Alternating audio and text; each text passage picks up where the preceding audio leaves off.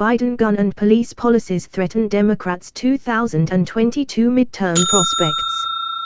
Biden anti-gun measures energize GOP while his backing for police funding splits Democrats. With violent crime on the rise in cities across the country, President Biden is attempting another high-wire act with a renewed push for gun control measures that could embolden his critics on the right and dismay and divide his own party ahead of the critical 2022 midterm elections. Biden's focus on gun crimes could provide fodder for Second Amendment advocates who have accused him of attacking legal gun ownership and for Republican lawmakers who have argued that Democratic calls to defund the police are most responsible for the crime wave. GOP strategists employed that tactic to great effect in down-ballot races during the 2020 election cycle. The president also risks alienating progressives wary that his tactics will undercut their push for law enforcement reform, deepening party divisions at a time when Democratic control of Congress is in jeopardy.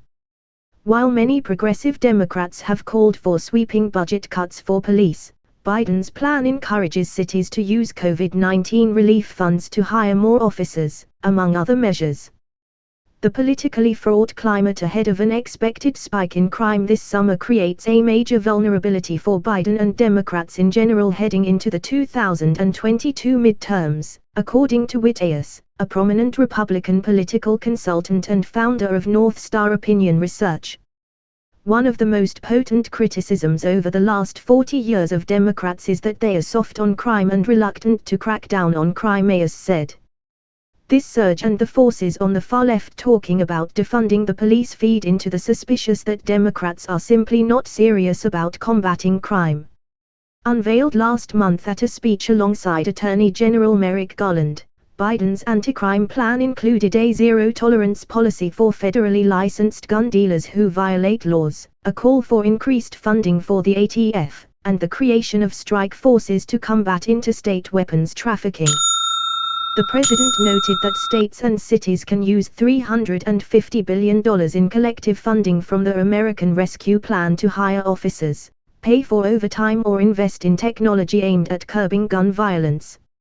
Some of Biden's remarks, such as his declaration that it was not a time to turn our backs on law enforcement, likely were aimed to address criticism from the right. But Second Amendment advocates seized on the gun control measures included in Biden's anti-crime plan, accusing the president of misrepresenting the crime wave's root cause. Reasonable gun control measures like background checks could conceivably ward off some of the mass shootings we've experienced recently, but they will do nothing to thwart the crime wave plaguing our cities in recent months, Ayers added. That surge in crime is a result of demonizing the police in the wake of the George Floyd killing. Recent polls indicate mounting concern among American voters about the crime surge.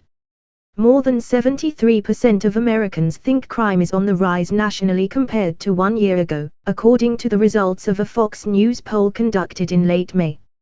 72% of respondents said they had either a great deal or a fair amount of trust and confidence in the police.